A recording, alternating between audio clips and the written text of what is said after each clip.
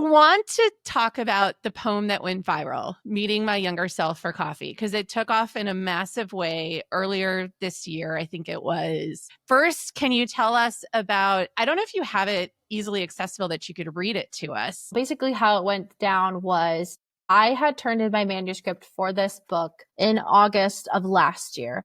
And as I was reading through the last section of it, it felt very complete, but I was like, there needs to be a poem that if I could point to a poem in the book and say, this sums up what the book is as a whole. I didn't have a poem like that. And so I was at my favorite coffee shop that I went to and wrote so many of the poems in this book. I was thinking about having a conversation with my younger self. I had been sitting at the coffee shop for a while, so I had 2 drinks sitting there, and I had like just a black coffee and I had a latte that was left over. And I was thinking about, okay, that's 2 different versions of me, right? Because like there was a phase in my life where it's like sugary drinks and then like black coffee. I thought about what would it be like to meet my younger self, and what would it be like to have her here at the coffee table with me, just chatting, and what would I say or what would we converse about? I wanted to validate her feelings because I feel like when I was writing it, I was picturing myself as like a 15-year-old. I feel like no one was validating my feelings. Everybody was just telling me things will get better or who cares? It's really not a big deal. But when you're that age, even the smallest things do feel like a big deal.